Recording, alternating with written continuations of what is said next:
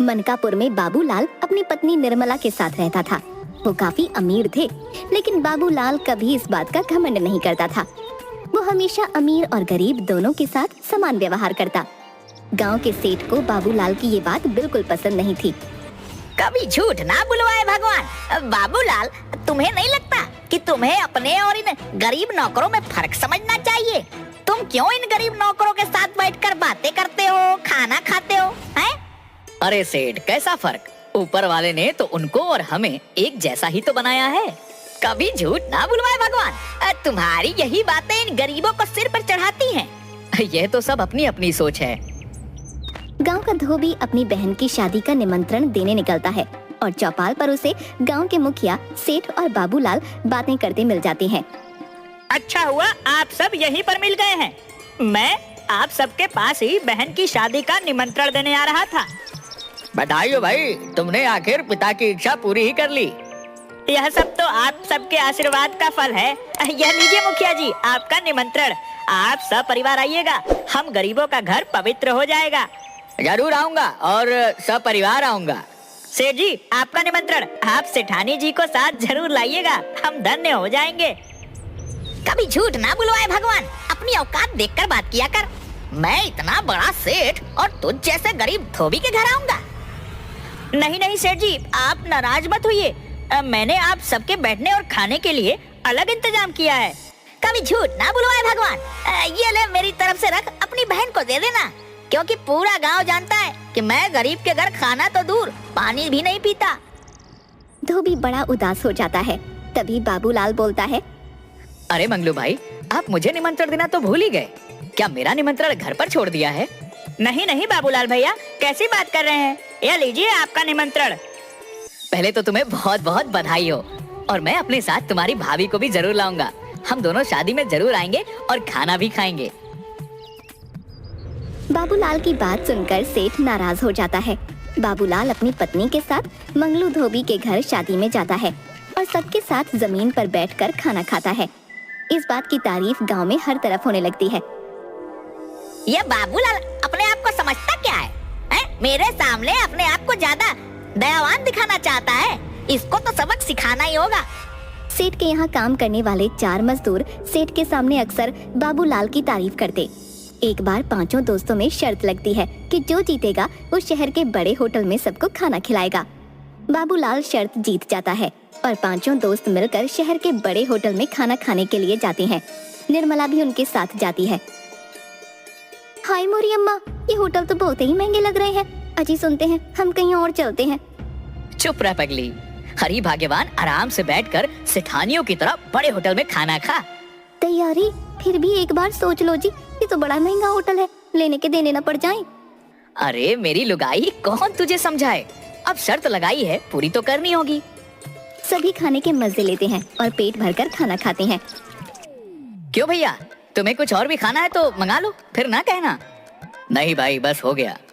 Waiter भाई, कितने पैसे हुए? पूरे 1200। अम्मा गई भैंस पानी में। 1200? मैंने कहा था ना कहीं और चलते हैं, अब की हुई? क्यों घबराती है भाग्यवान? अब चाहे 1200 हो या 1500, पैसे तो देने ही हैं। बाबूलाल अपनी जेब में हाथ डालता है। उसकी जेब खाली होती है।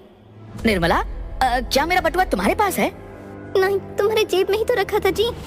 मेरी जेब में तो नहीं है। कहाँ गया? क्या हुआ भाई साहब, पैसे दो। दे रहा हूँ भाई, रुको तो। क्या हुआ जी, बटुआ नहीं मिल रहा का? नहीं, मेरा बटुआ तो मेरे पास नहीं है। ये सब नहीं चलेगा, यहाँ पैसे तो देने पड़ेंगे।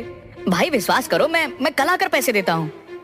ऐसा नहीं होता है, अगर पैसे नहीं है तो तुम्हें अभी बर्तन धोने होंगे। भाई तुम गलत समझ रहे हो, हम झूठ नहीं बोल रहे हैं। सच में हमारा बटुआ कहीं खो गया है या घर पर ही छूट गया है। मैं कल आकर पैसे दे दूंगा। तुम शराफत से पैसे देते हो कि मैं सेठ को बुलाऊं?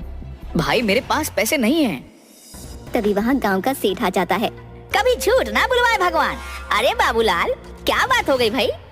सेठ जी हमें बचा लीजिए, हमें बर्तन नहीं धोने। ये बाबूलाल हमें यहाँ खाना खिलाने लाया था और अब इसके पास देने के लिए पैसे नहीं है, और होटल वाले हम सबको बर्तन धुलने के लिए बोल रहे हैं।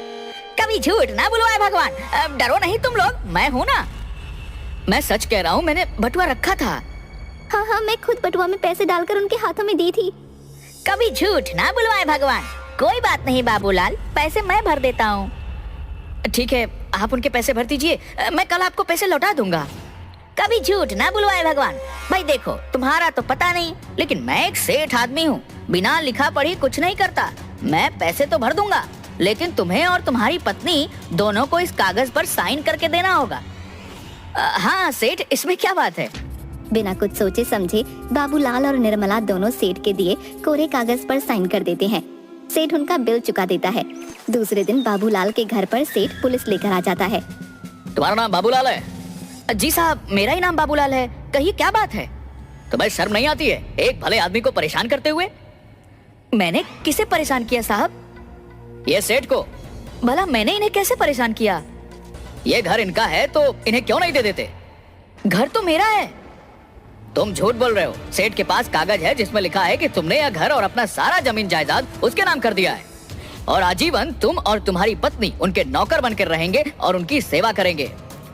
हमने ऐसा कोई कागज साइन नहीं किया है। हमने पैसे जरूर उधार लिए, पर वो हम इनको लौटा देंगे। कभी झूठ ना बुलवाए भगवान। ये दोनों एक नंबर के झूठे हैं।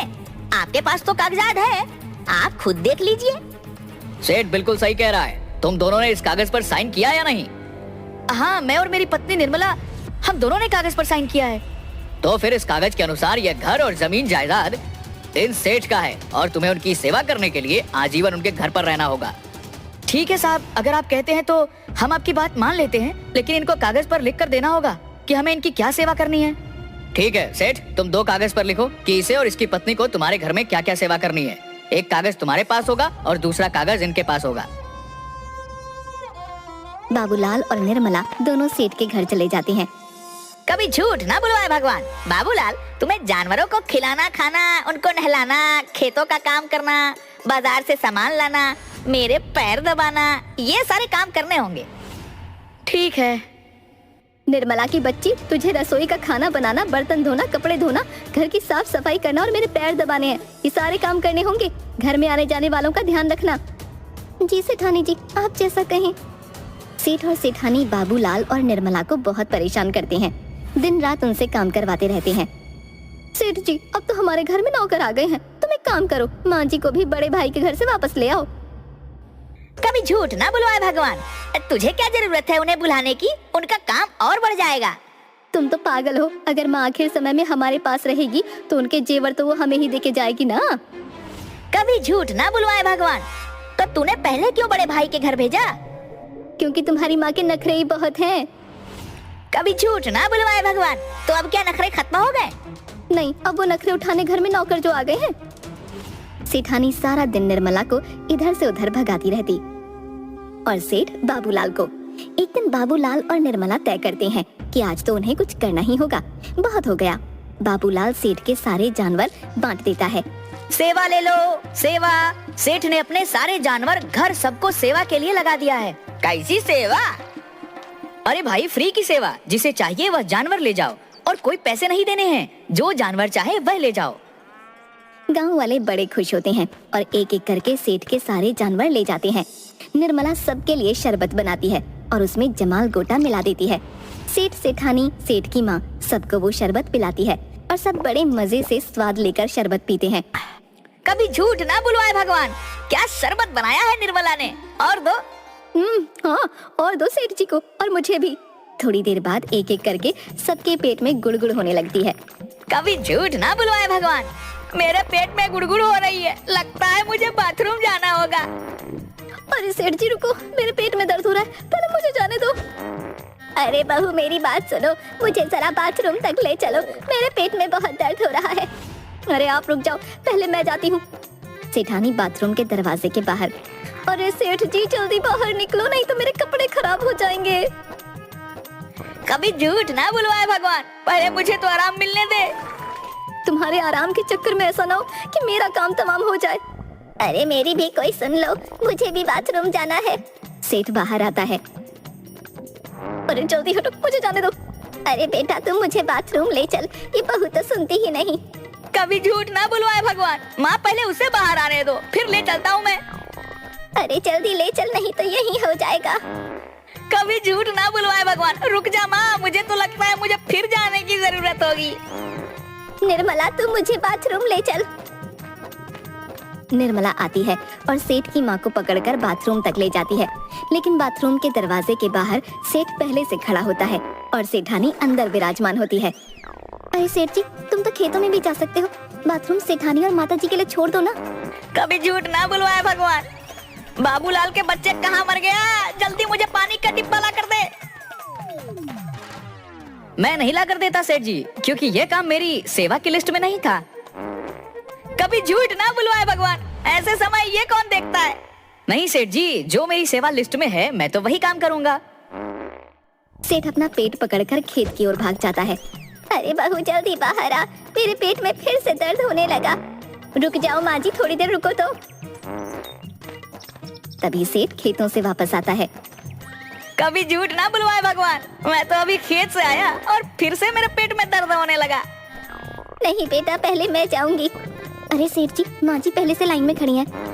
कभी झूठ ना बुलवाए भगवान। अंदर तो पहले मैं ही जाऊंगा।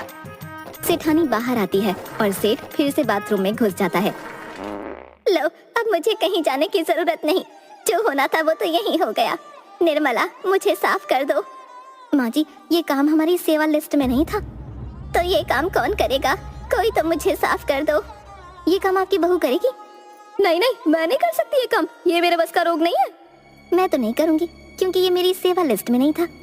इससे अच्छा तो मैं बड़े बेटे के घर ही रहती, कम से कम मुझे वहाँ कोई तकलीफ तो नहीं थी। कभी झूठ ना बुलवाए भगवान। निर्मला, तू ही माँ को साफ कर दे, तेरी सेठानी तो करने से रही। मैं नहीं करती सेठ जी, ये मेरी सेवा लिस्ट में नहीं था। अरे कोई तो मेरी भी सुन लो, मैं कब तक ऐसे खड़ी रहूं? कभी झूठ ना बुलवाए भगवान। निर्मला, तू ही कर दे, तू जितने पैसे बोलेगी मैं उतने दे दूंगा। नहीं सेठ जी, हम यह काम नहीं करेंगे, क्योंकि ये हमारी सेवा लिस्ट में नहीं था। कभी झूठ ना बुलवाए भगवान। बड़ी मुश्किल हो जाएगी। क्या माँ ऐसे ही रहेगी? यह बात तो आपने सही कही सेठ जी, है तो बड़ी मुश्किल की बात। ठीक है, अगर आप चाहते हैं तो निर्मला यह काम करेगी, लेकिन आपको इन कागजों पर साइन करना होगा। कभी झूठ ना बुलवाए भगवान। जरूर कर दूंगा, जल्दी लाओ। सेठ और सेठानी कागजों पर साइन करते हैं। बाबूलाल और निर्मला वहाँ से भाग जाते हैं। थोड़ी देर के बाद बाबूलाल निर्मला पुलिस वालों को साथ लेकर सेठ के घर पर आते हैं। सेठ जी, शर्म नहीं आती ऐसे काम करते हुए? चलो घर खाली करो। कभी झूठ ना बुलवाए भगवान। घर क्यों खाली करूं? हाँ, यह घर तुमने बाबूलाल के नाम जो लिख दिए हैं। कभी झूठ ना बुलवाए भगवान। मैंने ऐसा कुछ नहीं किया। उनके पास कागजात हैं। कभी झूठ ना बुलवाए भगवान। मैंने ऐसा कुछ भी नहीं किया। सेठ जी, इस कागजात में लिखा है कि तुम अपना सब कुछ बाबूलाल के नाम कर रहे हो, इसलिए तुम्हें यह घर छोड़कर जाना होगा। कभी झूठ ना बुलवाए भगवान। मुझे माफ कर दो बाबूलाल, मुझे अपनी गलती समझ में आ गई है। मुझे कुछ नहीं पता, मुझे तो मेरा घर वापस चाहिए। कभी झूठ ना बुलवाए भगवान। मैं तुम्हारे हाथ जोड़ता हूँ। मैं इस उम्र में अपनी माँ को लेकर कहाँ जाऊंगा? निर्मला, तुम मुझे माफ कर दो, मेरे किए के लिए मैं हाथ जोड़ती हूँ तुम्हारे। निर्मला, क्या इन्हें माफ कर देना चाहिए? इन्होंने जैसा व्यवहार मेरे साथ किया, मुझे तो नहीं लगता कि इन्हें माफी मिलनी चाहिए। अब यह आप लोग समझिए कि मैं इन्हें कार्रवाई करने के लिए जेल में ले जाऊंगा। ठीक है, हम इन्हें माफ करते हैं। सेठ बाबूलाल निर्मला के सारे रुपए, जमीन जायदाद, घर सब वापस कर देता है। उस दिन के बाद सेठ कभी